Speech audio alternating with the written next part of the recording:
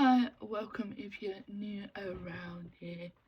I'm your girl Misstezzax, and I tend to post whatever content I'm feeling, so I post a bit of everything.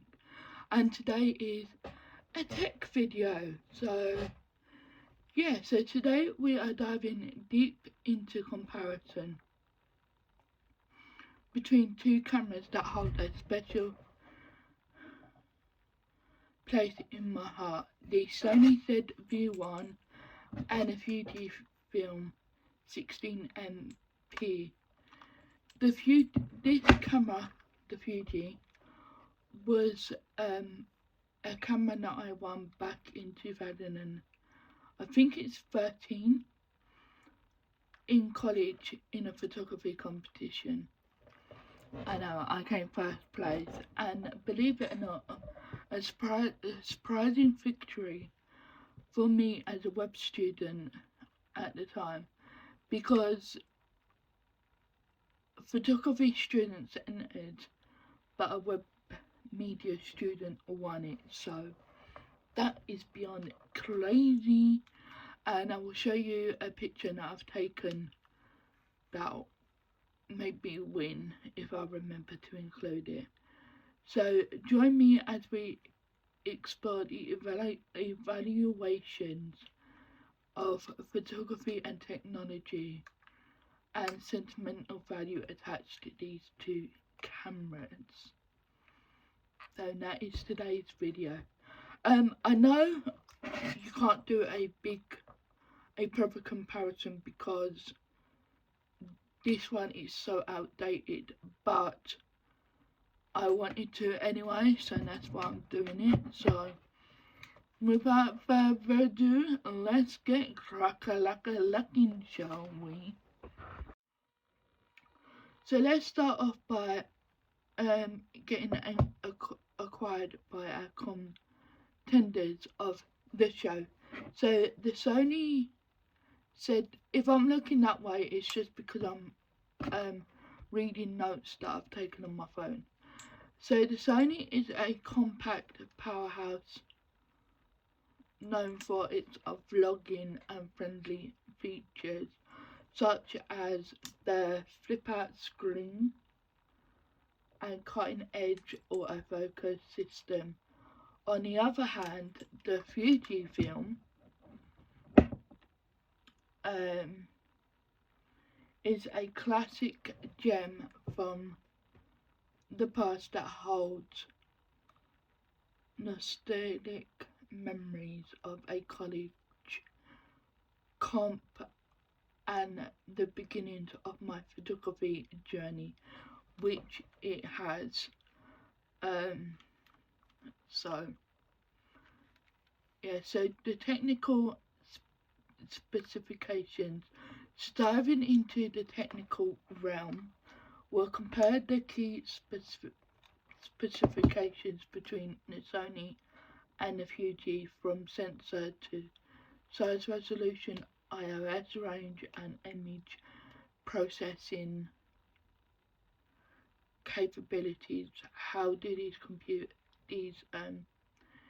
cameras measure up against each other in the line of digital age of photography? So I can't really show you much because I forgot to bring an SD card, so that's why I'm filming on my phone. But the quality is still somewhat alright, so you could get away with using this camera, but I don't know about the audio because I'm not tested at the audio yet, but I'm assuming it's going to be quite bad. But the picture don't seem too bad, if I'm honest. It just seems like a normal good camera, like for point and shoot. So yeah,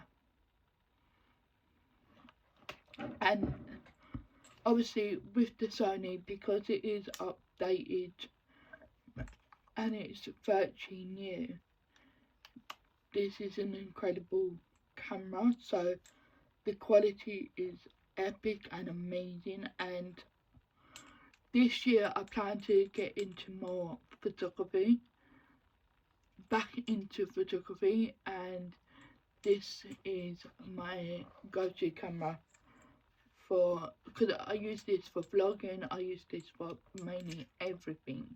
I do have the Canon G7X, but I tend to go for the Sony a lot more.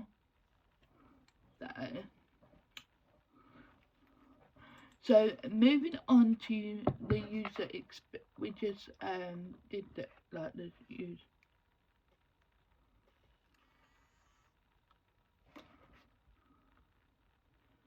So as we near the end of our comparison journey, I think I've done compared them quite a lot.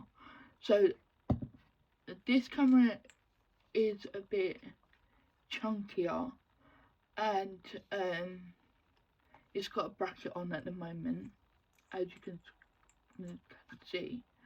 But this camera is a very lightweight. There's hardly anything to it. It's like you're holding a piece of paper. That's the light of it. Is that you're holding a piece of paper. But as we near the end of the comparison journey, I'll share some personal reflections on the significance of this camera in my photography story.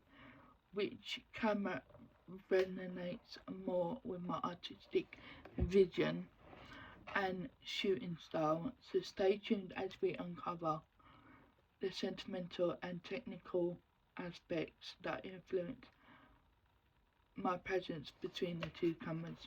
So this was basically my very first digital camera, and I won it in a competition, so obviously it held a lot of sentimental value to it, and I will never get rid of this camera. Never ever get rid of this camera. So it will always stay in my camera bag.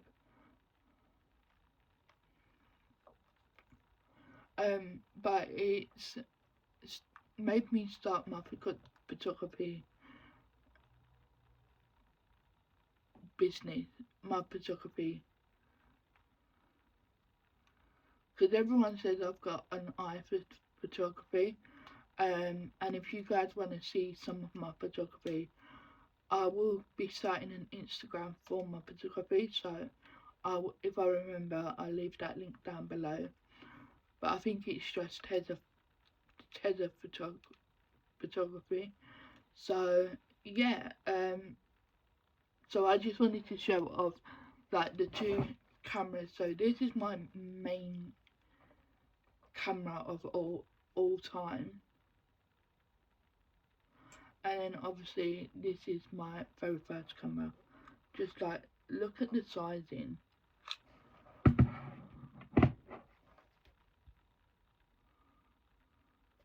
So wrapping up, I'll summarize our findings and declare a verdict on which camera emerges as the winner in this head-to-head battle.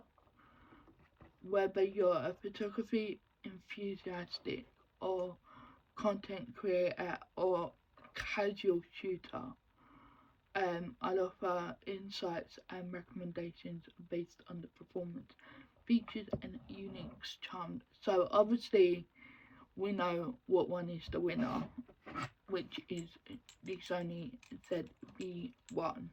Now the reason why this is the winner is because obviously you can do a whole lot to it. I still need to learn the basics about this camera,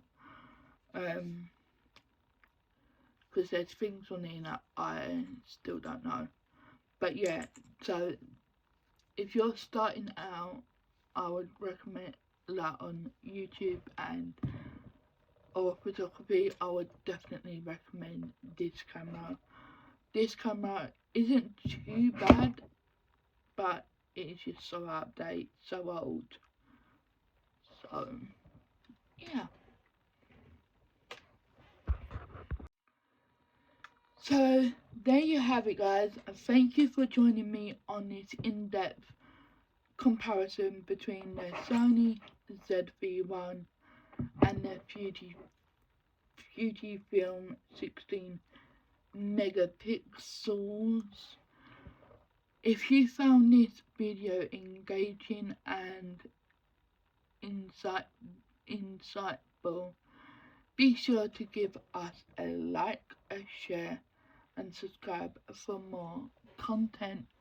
Remember, every click of the shutter captures a moment in time. So keep exploring, keep creating, and sharing your stories through the lens.